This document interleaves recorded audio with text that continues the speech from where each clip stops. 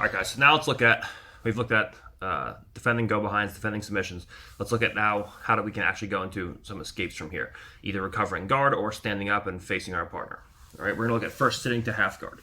Now, whether my partner has a typical front head, or she has her hands on my center line, whether she has her hands fed through to my armpit, or whether she has hands fed through to my opposite shoulder, like so, doesn't really make a difference. I can always sit to a half guard. Okay, so I'm gonna have, just go back to the front head. I'm gonna have again my primary and secondary defensive hands in. I'm gonna be playing from here. Okay, now if my opponent is playing with her chest heavy and her legs backing away, okay, this isn't the time to try to sit to a half guard now, because now there's weight on me. It's hard for me to move from here, and it's gonna be difficult for me to start getting anything going. Okay. So, if I find that my partner's legs are out and away from me, we're going to look to go into different escapes from here, usually going in, building to 4-point, or looking to go in and thumb post on my partner's elbow. We'll look at that in a second. But assuming my partner's knees are in towards me, okay, usually because we have a good submission specialist who's baiting me to go in and grab the legs with my hands, so that now she can attack my neck and go in for strangles, okay? So whenever I see my partner's knees are on the floor and her legs are in towards me, I'm just going to walk out to an angle like so. I'm going to step a leg up, and I'm just going to slide my left leg between my partner's leg and hook into my partner's leg like so.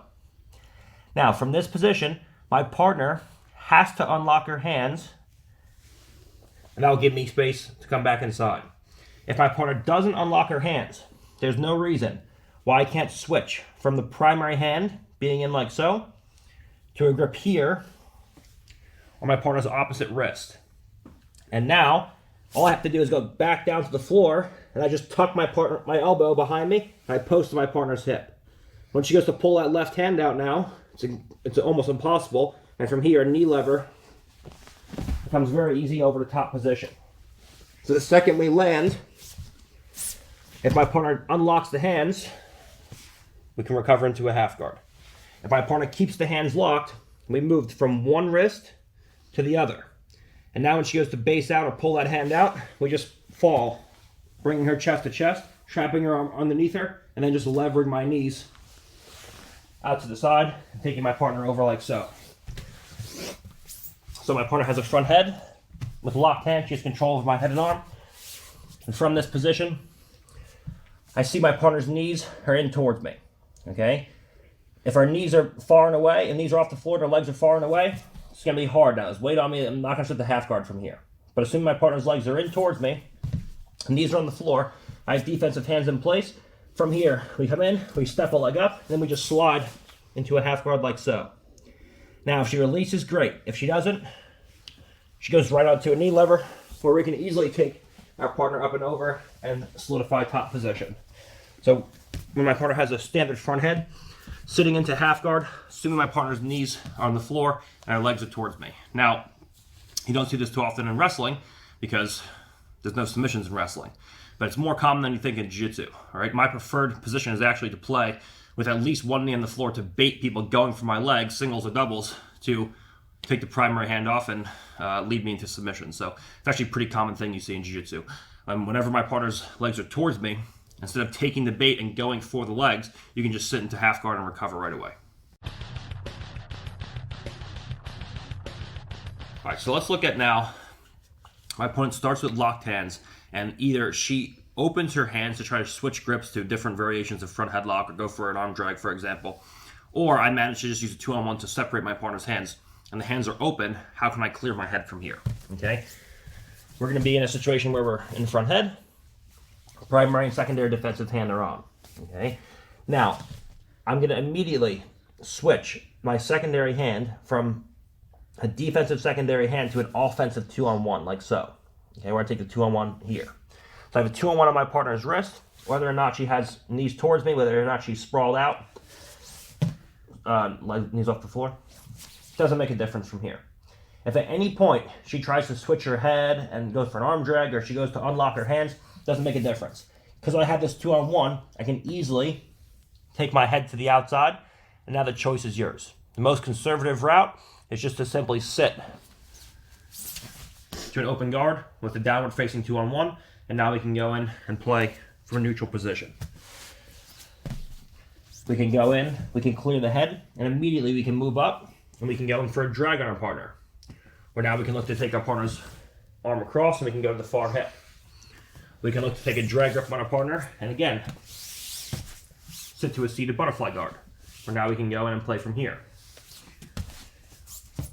Because we're both on our knees, we can clear the head, and we can come in, and we can snap our partner's head, and we can go into a front headlock. There's a variety of different things that we can do from here.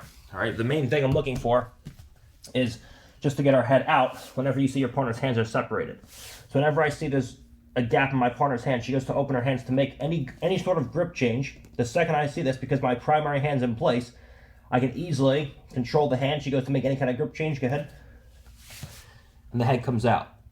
Once the head's out, there's a variety of different things you can do from here, ranging from very conservative to more offensive, where we can go in and start going in on counter offense. Okay, so whenever I see I have an initial primary defensive hand in, my partner unlocks the hands to make any kind of grip change, and we're on 2 knees. We just use that to take the hand out, the head pops out, and then we can go into either sitting or re-dragging or snapping, whatever you want from there.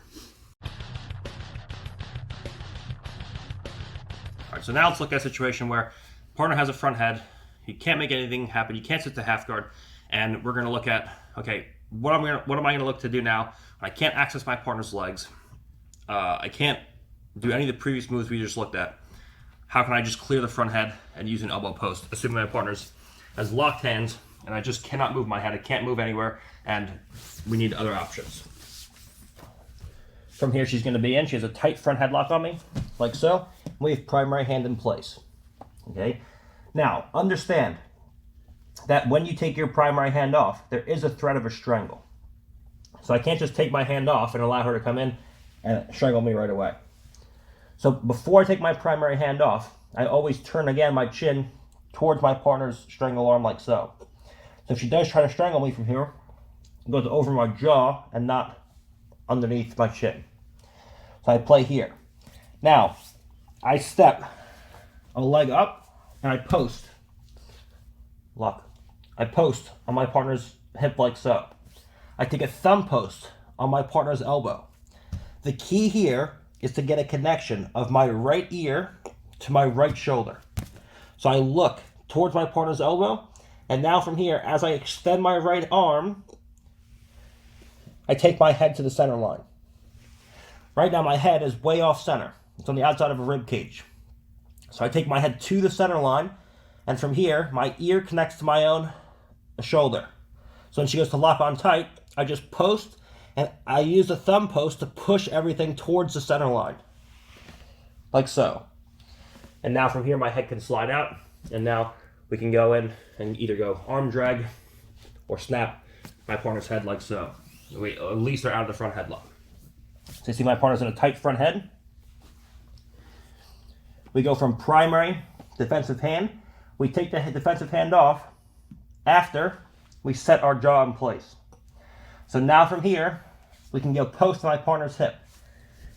The arm that is under my arm, her left arm in this case, that's the same side arm I'll post to my partner's hip. Then I'm thumb posting her strangle arm, like so. Now I step a leg up. I have post on my partner's elbow. Now the whole thing from here is to push off the left foot and push everything towards the center line with the goal of centering my head on my partner's center line and connecting my right ear to my right shoulder. So when she goes to hold on tight, we get the head free. And now you have a choice of just coming out, setting to guard, coming out, snapping our partner, coming out, dragging, whatever you want from there, okay? If in the event you feel you're 85 to 90% of the way out, but you just can't slip the head, use the thumb post to switch off to an arm drag grip, okay? So when I see him in a position like so, we're here, I feel like I can almost get my head out, but I'm just not there. When I see this, I use the thumb post to switch to a drag grip. I've reached my partner's far hip, and now we're in ready to go, okay? So in the event that the front headlock is so tight where you feel like I'm almost there, but the head just won't slip out, just convert it to a drag. So we use a thumb post on my partner's hip. We step a leg up, and from here, we take a thumb post like so. So we have a hip and a thumb post on my partner's triangle arm. If I can free my head on the first shot, great. Again, I want to go from here to here. If that's just not possible, I get almost through, but I just can't get all the way through, I switch across to a drag grip. And now, when she goes to hold my head tight like she just was, I just pull everything on by. We get to our partner's far hip, and now we're ready to go in and attack our partner from top turtle position. So 2 great options, starting with the thumb post. Either we post the hip, thumb post the elbow, recenter the head and by connecting the shoulder to the ear, or we start with the thumb post and then convert it to an arm drag. All right, so this time, let's say our partner tries to go right from her front head with the hands on the center line all the way through and feed to a Kanagatame, the anaconda. All right. The second I see my partner's elbow going towards the center line, in the last clip, we looked at how to physically bring our partner's elbow towards the center line with a thumb post or an arm drag. So the elbow and the head are coming towards the center line, and then we can eventually get out. If she willingly brings her elbow towards the center line, I can just immediately arm drag off of that. Okay. So when I see my partner come in with a front head, and I have a primary hand in place, maybe I lose the primary hand. Let's say I go to post to my partner's hip or whatever the case is, and she shoots the hand through. Whenever I see this, whenever I see the elbow coming towards the center line, I just immediately reach through and I catch a drag grip like so. Now I step my leg up, as we did previously. Now my whole thing from here is to drag everything on by and pull my head, again, to my partner's center line. If she goes to hold on tight, she'll tell you she has some great control here. If my head moves out into this position when she goes to control me now, she feels almost nothing.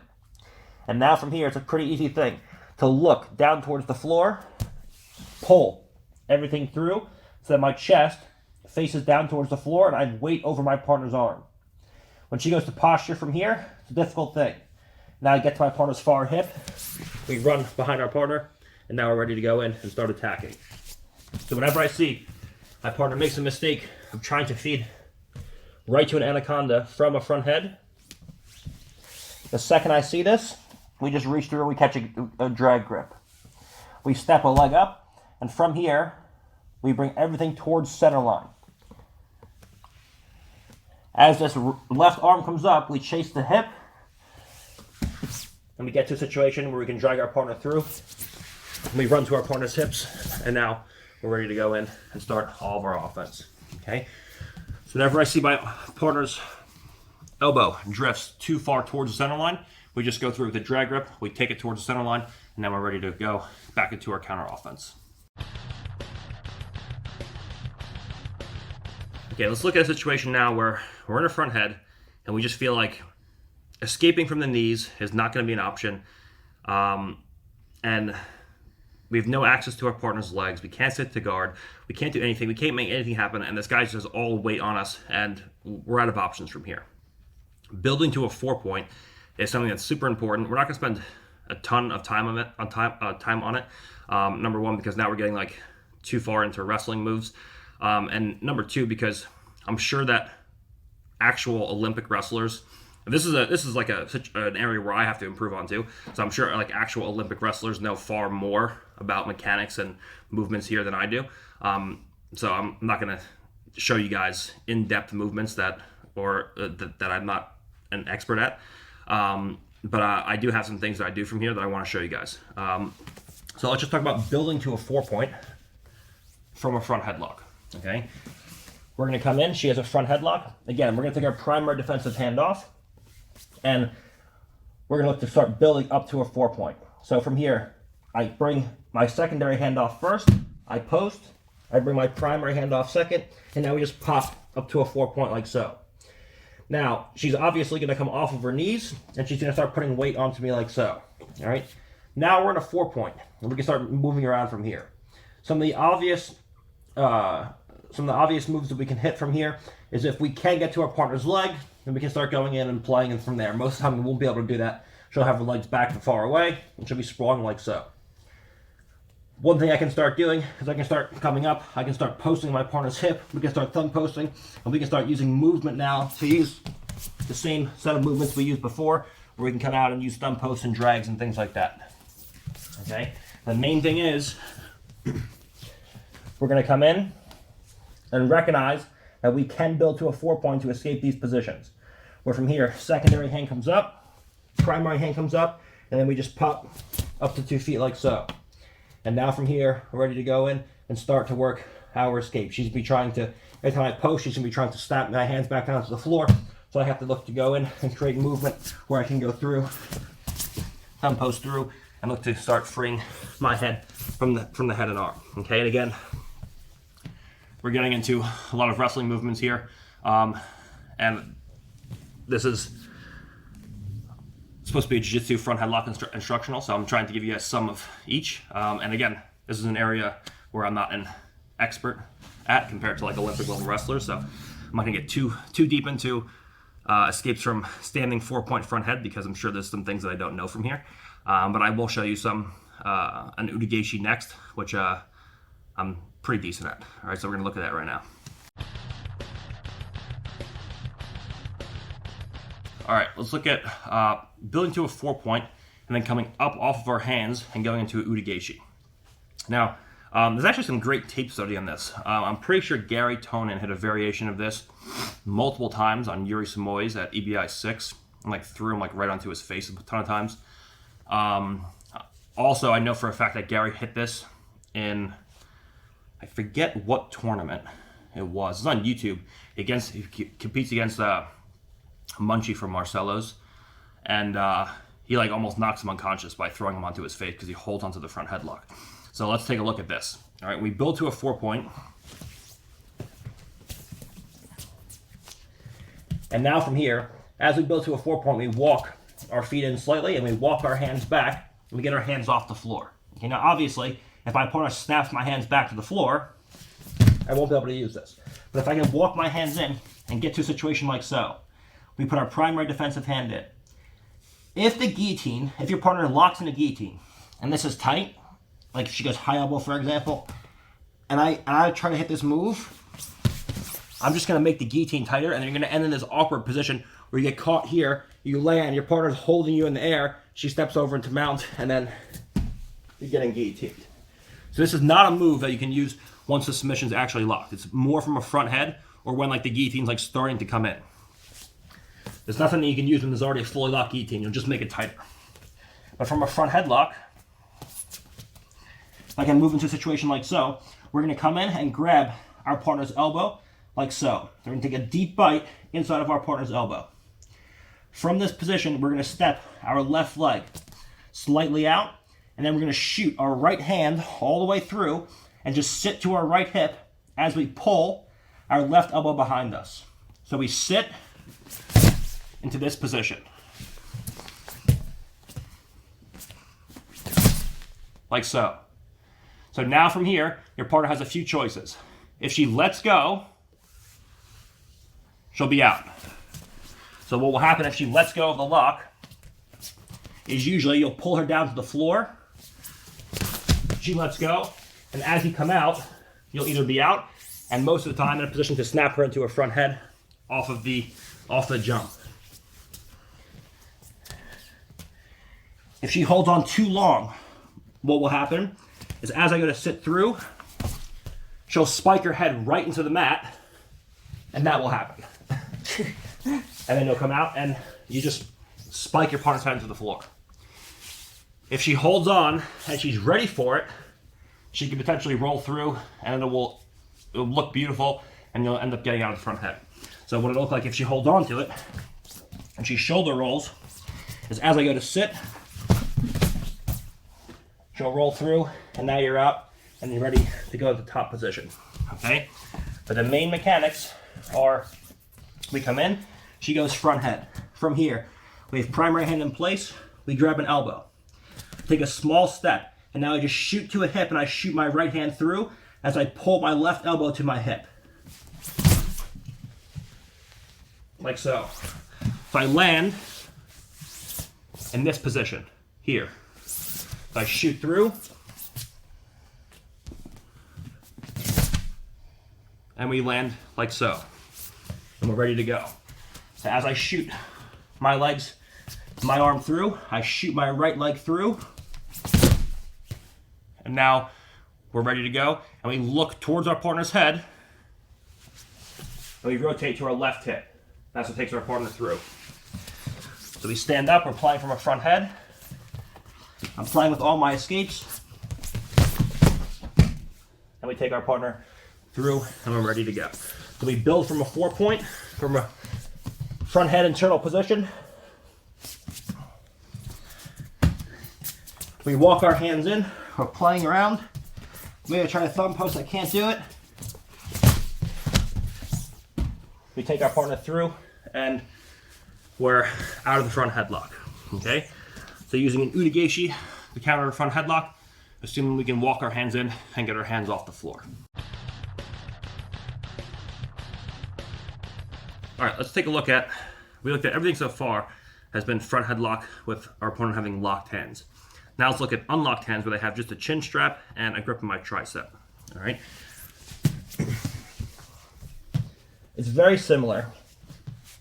Just understand that number one, you don't have the ability to put a primary defensive hand in place, okay?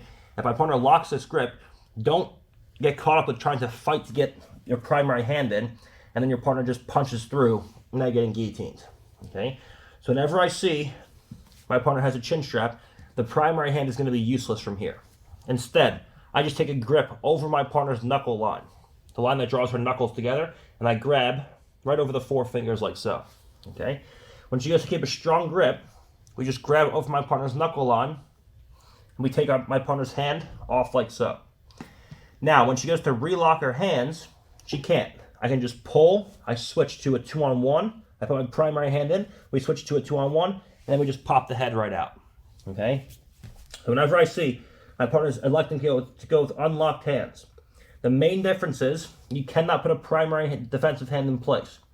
If you try to fiddle around with this for too long, your partner, because she can pull the chin up, and now she can shoot the wrist underneath. All right, so that's the main difference. So you don't have time from here to try to, you think, oh, what am I supposed to do with my hands from here? If you think about it, the chin's already getting pulled up and you're already getting guillotined. So the second I see this, primary hand does nothing. Secondary hand comes in and I catch. So now if she goes to strangle me, the hand gets caught. We pass off to a primary hand, we switch to a true 2-on-1, and now from here, we just loop the head out, and now we're ready to go in and start playing with our counter offense or conservative defense, okay? So whenever I see my partner uses unlocked hands, recognize that the hands are not locked now. You cannot put a primary defensive hand in place. Use a secondary hand over the knuckle line to strip the hand off, switch to a primary hand, switch to a 2-on-1, and then from there, that can come out easy. All right, so we've made it through front headlock. My partner has both locked hands and unlocked hands in various positions, whether it be feeding to different katakatames or guillotines. The first and most important thing, obviously, is you have to be able to defend the submissions. All right, if your hands are just out doing nothing and your chin comes up, then you're gonna get finished and the match is gonna be over. So you either have to have primary hands in place, or you have to be in a position where your jaw is protected, where they can't immediately punch a strangle in, and you have to be in a position where if you don't have hands on your partner, or if you don't have primary hands in place, you have to be fighting to get your head back to the center line so there's no threat of strangles, okay? So either 2 primary hands in place, or at least 1 primary hand in place, or you have to be in a position where you're working to get your head from one side of your partner's rib cage to center line, and then to your opposite side shoulder to actually circle your head out. Okay, so those are your 2 defensive positions. You don't have to always have defensive hands in place, but if you don't, you have to have your head in a position where you're not going to get strangled, and always be working towards moving your head out to center line and eventually freeing the head. Once we can establish not getting submitted, we have to stop our partner from going behind us. Okay, because the whole idea of front head is either to bait for submissions and use the dilemma between a threat of a submission, and when I fight the hands, then using that to go behind and breaking me down from turtle, and then eventually taking the back. So we have to defend submissions, defend go behinds. Once we can not get submitted and not immediately have our partner go behind us, then it's all about facing our partner either in a standing direction where we stand up and face our partner and look to separate hands and use 2-on-1s to clear or post on the hip and clear the head and face our partner, or face our partner down on the floor by exposing our back to the ground. Okay, and whether you end up in bottom side control, bottom half guard, bottom closed guard, doesn't matter. Right? Anything's better than having your partner go behind you, get to a turtle position, and then potentially insert hooks where now they've scored the maximum amount of points and you're halfway to being submitted. All right, so whether I can land in a bottom pin, whether I can land in a bottom half guard, bottom closed guard, doesn't make a difference. Anything that exposes my back to the floor without my partner having a front head or threats of submission is money in the bank for me. All right, that's what I'm looking for here. Now, this may change when you're talking about, okay, what's the rules that I'm competing in. But right now, if we're just talking about pure good jiu-jitsu and the goal being control that leads to submission, we want to stay the furthest away from getting submitted that we can, and not worrying about being scored on and all this and that. All right, so anytime we can expose our back to the floor and face our partner, that's going to be an escape for us. All right, and there's ways that obviously there's more conservative escapes and there's more forward escapes where I'm using counter offense to go in, and then you start getting to the legs and chain wrestling and you kind of get away from the front headlock. But there's so many different options that we can look at here, and we looked at many of them to at least escape the front headlock. All right, now we're going to look to go into a front chest lock where we have two arms over and look at the differences between a front headlock and a front chest lock. All right, so now let's talk about a front chest lock. All right, what is a front chest lock?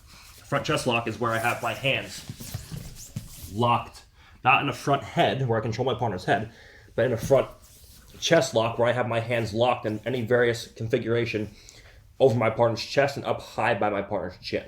All right, now what are the advantages and disadvantages to this?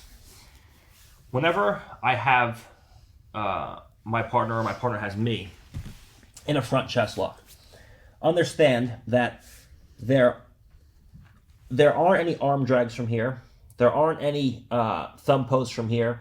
So if I want to try to use 2-on-1s to clear, like I did with the previous front headlock, if I want to try to post my partner's hip and post my partner's elbow, it's not available. If I want to try to arm drag, it's not available. Okay, so a lot of the previous things that we did aren't available from here. Now, the good thing about being in a front chest lock is that my partner has no ability to immediately strangle me from here, which means I can use both of my hands to move around, okay? So if my partner wants to actually lock or strangle, she has to go back to a front headlock first, and now she can go into actual attacks. But here, when we're in a front chest lock, she has more control in some ways, but there's less threat of a submission because she can't actually submit me from this position, number one. And number two, it makes peek outs much easier, where I sit through and we start going into escapes like so. So it offers more control in some ways, where it makes arm dragging very hard to do. It makes posting on my partner's hip and moving out and away very hard to do. And in a lot of ways, she can keep my head down a lot easier than she can with a front headlock. She can control my head more. If she moves to a front headlock, like so, and now I start thumb posting, it's pretty easy to take that thumb and move everything towards center line, where now from here I can start moving my head out and away. Whereas when she goes into with a front chest lock, whenever I go to move my head in a certain direction, she can just take her hips forwards and follow my head. And it's hard for me a lot of times to move my head out and away. Okay? So she can keep my head buried, and provided I am good at using elbow posting and arm dragging, it takes away my ability to do that. And if you're dealing with someone who's greased, it's much easier to hold on to them because it's much harder to slide off someone's shoulders, like past the shoulders, than it is to just lose the head and the arm. Okay, so assuming you're dealing with someone who's greased, they're very slippery, switch to a front head. Assuming you're dealing with someone who's very greased and slippery, like if I had grease on, this might just work. I could just thumb post and just slide right out. But with a front chest lock, it's going to be very difficult, much more difficult to do rather than a front headlock if someone's very slippery from here. So there are advantages and disadvantages to both. All right. Advantages for me are that, number one, it's going to be much easier to start creating misdirection and using peek outs. Number two is that my partner can't strangle me right away. From here, there's no immediate danger of a finish. And number three, if my partner wants to go behind me, she has to switch her grips in some way, whether it be to a front head, whether it be to an arm drag. She has to switch her grips in some way before she can actually go behind me from here. Okay? The advantages for her is that it's much harder for me to clear this grip by using methods where I just slip out if I did have grease on, which aren't real methods, but they work when the guy's very slippery. And number two, she can keep my head buried a lot easier in some ways, and whenever I go to move, she can drive her hips forward, and it's hard for me to move my head and to bring my head up like so. And it will take away all of my ability, which is good for her, of posting on my partner's hip, thumb posting, and arm dragging. Okay, so there's some advantages and disadvantages to this. In general, if you want to control someone, this is a great option. Whenever I go with very, very high level wrestlers, I find that I have a lot more success in front chest locks controlling guys than I do in front headlocks controlling guys. I feel like whenever I put a very good wrestler in a front headlock, he just almost immediately circles the elbow or posts the elbow, circles out, and then he's shooting on my legs. Now, obviously, there's guillotines and stuff there, but it's hard a lot of times. A lot of times I just get countered when I go to front head. Whereas when I go chest lock, even when guys do peek out, there's threats of guillotines and things there that I can work with, and I can control them a lot better when I have front chest lock. So I generally prefer front chest lock when I'm on offense than I do front head against an elite level guy.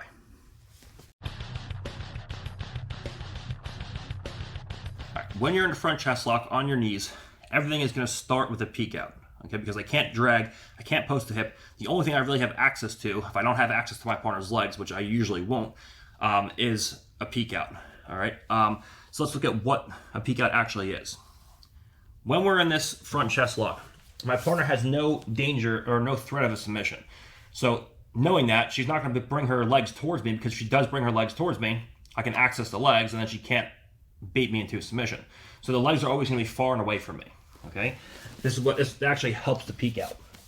So from here, she has a front chest lock, her legs out far and away. We're just going to look to the basic peek, where from here, I step a leg up. As I go to hit the peek, my whole thing is to throw my elbow back into my partner's elbow, and I just sit through to my right hip. Like so. I get into this position here.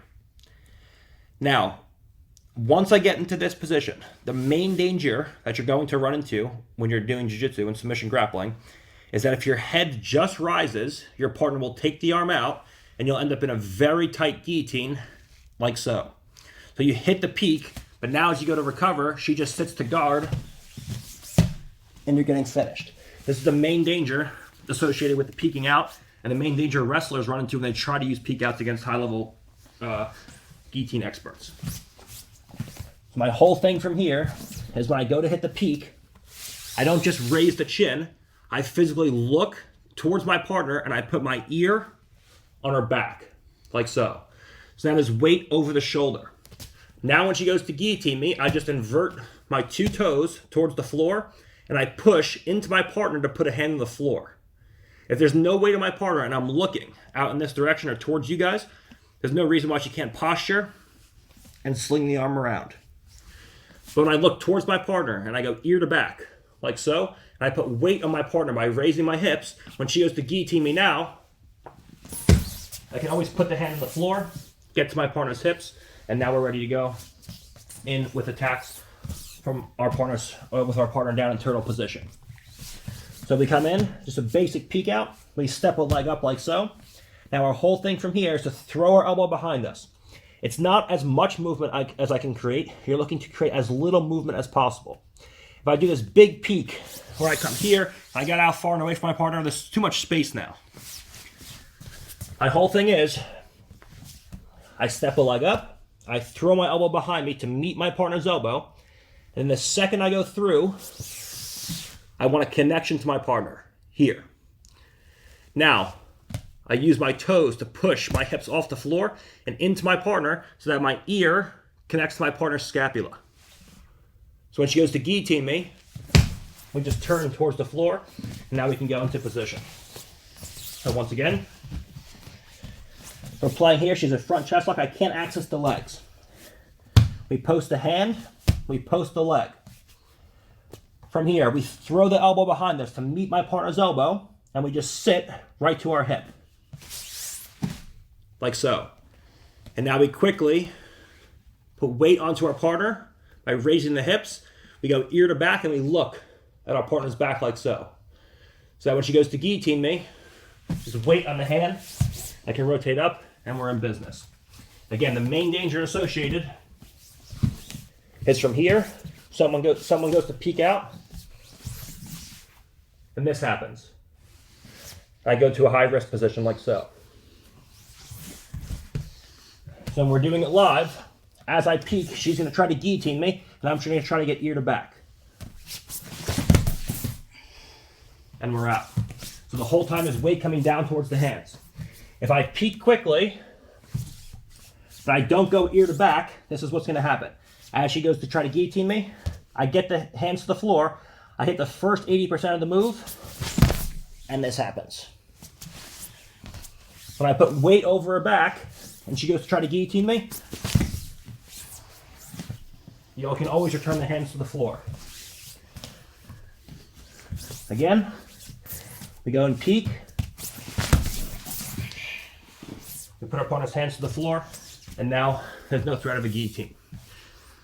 This is an issue you're not going to deal with in wrestling. So when wrestlers show you this, it looks great, but when they go to do it live and they have a guillotine expert, they get guillotined. It's super, super important to put your ear on the guy's back and put weight over the shoulder to return the hand to the floor. In wrestling, you cannot, number one, obviously strangle. Number two, when someone goes to peek, you're never expecting a guy to just lock your hands and sit to their back. This is not a reaction you're ever going to find in wrestling. But in jiu-jitsu, it's the number one reaction you're going to find. So you have to be able to accommodate for this. And the way to do it is by putting your ear on their back and putting weight on the shoulder to return the hands to the floor so there's no threat of a guillotine. All right, so now let's look at, that was a basic peek out. Now, if you're going to hit a basic peek out on anybody good, what's going to happen? She goes to hit a peek out. The second I see her step a leg up, I know which direction she's going. So the second I see this, I know that if my partner's head starts to come up, I'm going to get beat from here. So the second I see my partner's leg go up, I just angle towards that side. So now when she goes to peek, she can't bring the head up, and she can't effectively peek out and score. So from here, what am I going to do? She's front chest lock. If I step my left leg up and I go in and she just moves and circles and keeps my head down, I can't peek out from here. So I hit a misdirectional peek out. Where from here, I just step up my opposite side leg. So if I'm going to peek left, I step up my right leg and my right hand. If my partner doesn't react from here and she stays square, there's no reason why I can't just peek to that side. My partner's always going to do, she's always going to overemphasize that side and circle towards that side. So now I can't peek. The second I see this, I just take my hands and my elbow and my knees to the floor, and we just quickly step up on the opposite side, and now we peek out on this side. So what happens is your partner overcommits to stopping you on one side, and you just misdirect to the other side. So I play a game where I just step up here, and I test my partner. If I see no reaction, then we just peek out. If, however, I see my partner move to cover my head, then we just go back in the other direction and we can peek with a misdirectional. So I test my partner. I feint one side. If I see no reaction, there's no reason why I can't just sit through.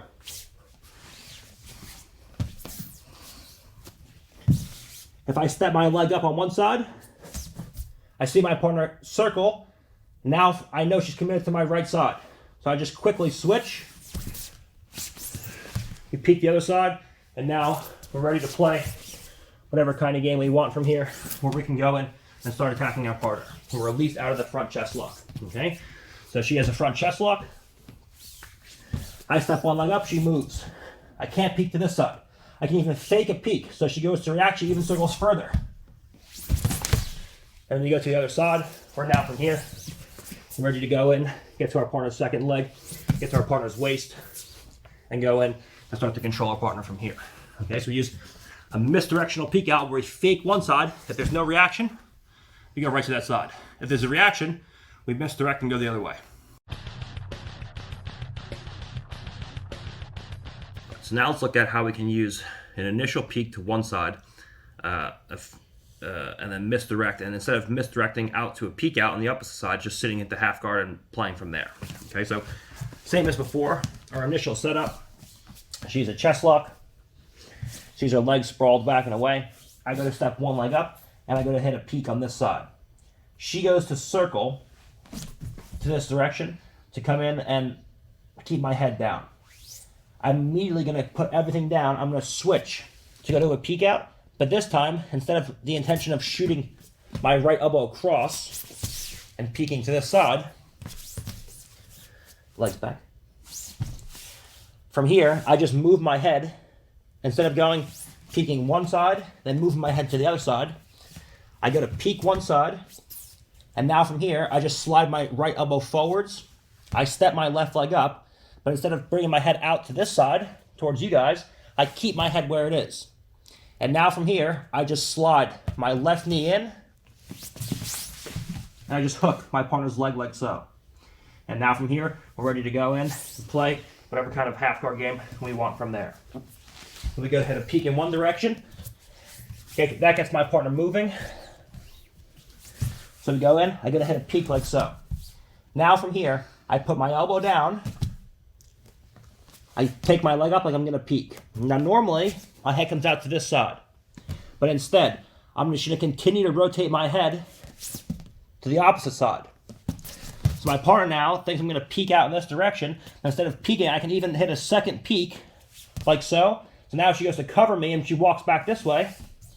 Back this other way. We just reach towards our partner's legs, and from here, we sit into a half guard, and we're ready to play. Okay? So what this will look like is we're moving around. We're faking peeks to either side. I go in, she's moving. And we just sit right to a half guard, and now we're ready to go in and play whatever kind of half guard game we choose to play.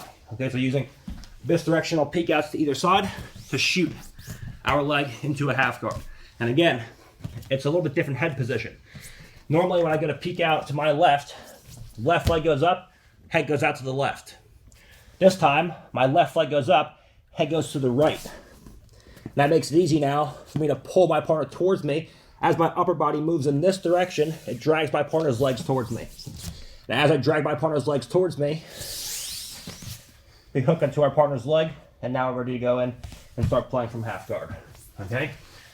So using a misdirectional peek to sit into a half guard and play from there.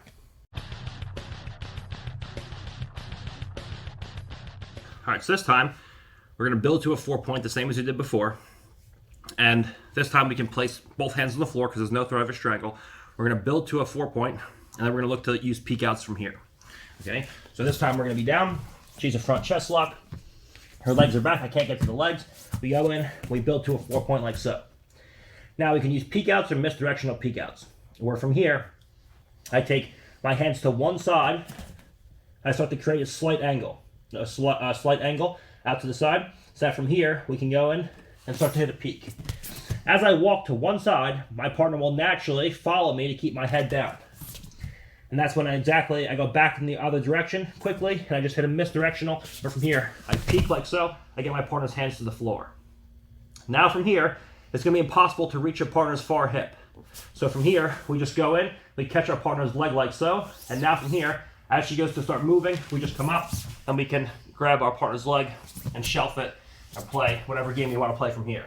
If she comes up and build to a hand, I recommend going head inside and then going in and playing from here so there's no guillotine or crackdown dangers from there. So we build to a 4-point off of this initial chest lock. Now we start walking our hands to one side to create an angle. If my partner doesn't react, I just peek to one side. My partner will always follow me And that second I see her follow, I misdirect and I go in the opposite direction. Now from here, we come through. As we come up, we catch. We come around the corner, and we're ready to go in and start shelfing our partner's legs and playing like so. Okay? The one thing I will say, actually, let's do this one more time. Full speed. This time, we're playing around, our hands on the floor. We gotta walk to one side, and we come through and we peek. We gotta walk to one side, and we peek. From here, we catch one. As we come up, I recommend switching here. When you're working in a jiu-jitsu context, I don't recommend coming up, and as my partner comes up, I don't recommend staying here.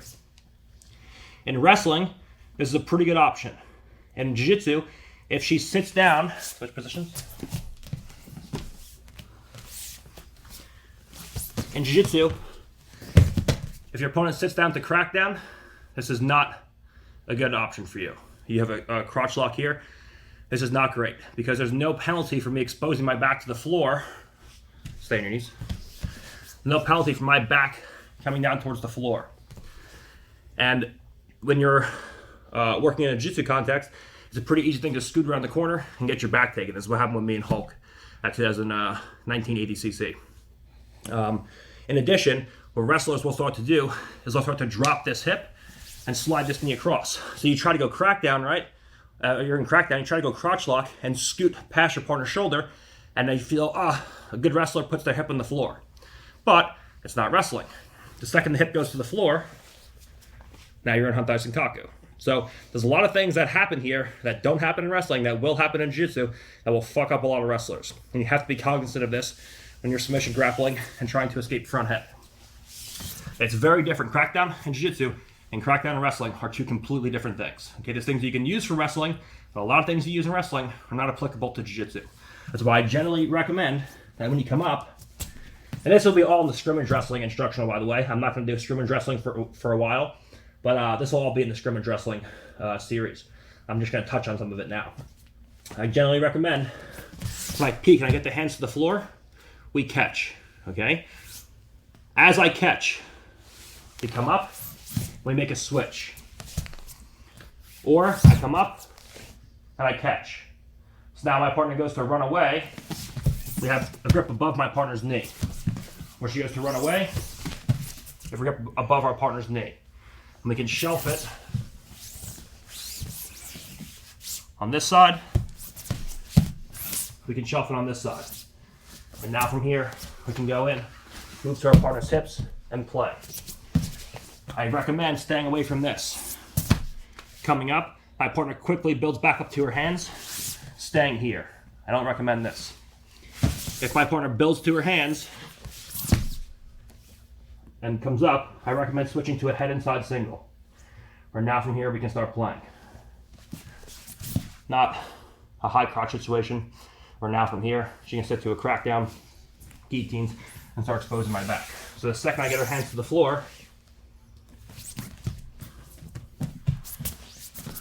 we're here, I catch. Now I immediately come up, and I switch my head. Or if my head stays to the outside, I switch right to a double. So now when she goes to sit to crackdown, she sits down to her butt now, she just lands in a double leg, and now I can start passing. So I generally recommend staying away from high crotches because of the fact that crackdown is not the same in jiu-jitsu as it is in wrestling. Okay, so this is a tricky position. If there's any high-level wrestlers that watch this that have any answers to this, that would be great because me and John don't have any actual escapes to this as of right now. We basically just 4-point out and wait for the guy to change grips. This is the most controlling, assuming the guy's not greased, this is the most controlling and most conservative way to control someone from a front headlock variation type scenario. And that's when I have two hands with fall strips over my partner's triceps like so, and short and pinched elbows.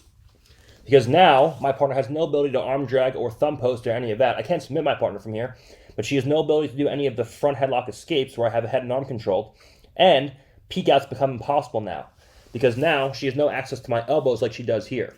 Here, when she goes to peek out, she can access my elbow with hers, and she can throw me forward. But when I have short elbows, when she gets to peek out now, she goes to one side and her head gets stuck. And she can't actually lift the elbow because of the grips over the back of my partner's arms.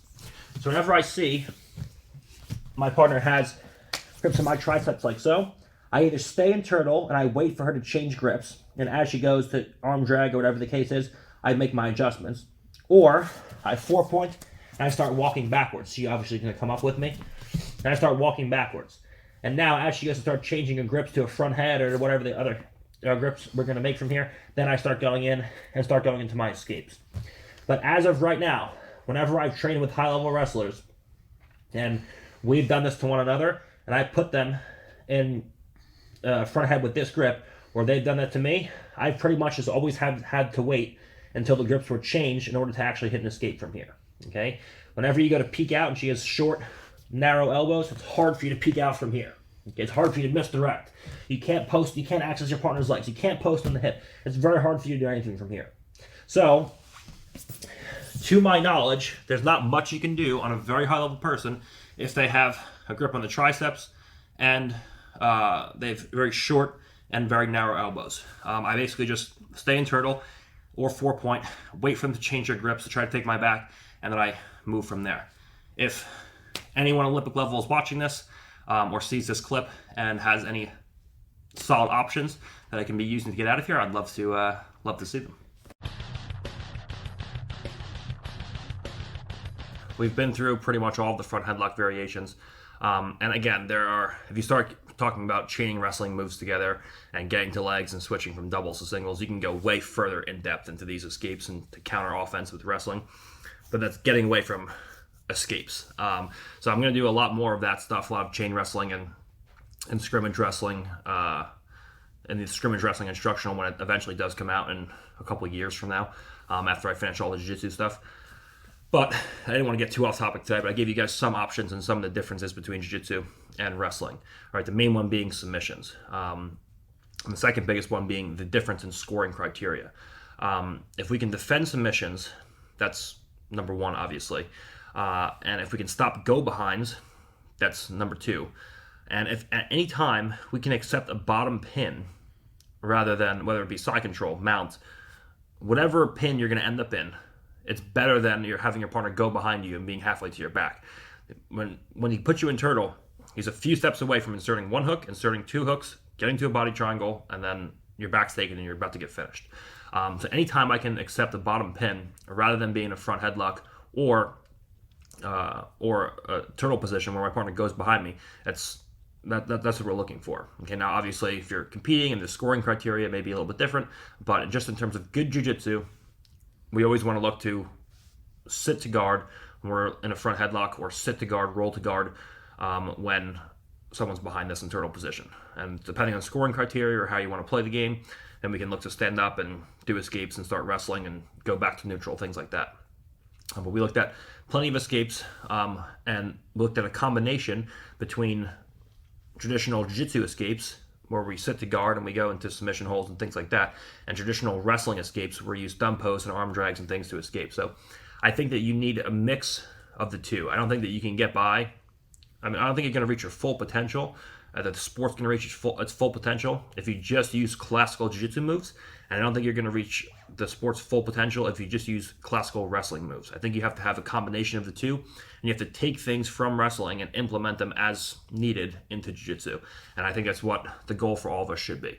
And I think we're going to see the same thing here in turtle position in a minute when we start going into escapes from turtle with both classical reguards from turtle position as well as standing escapes from wrestling. All right, so let's take a look at those now.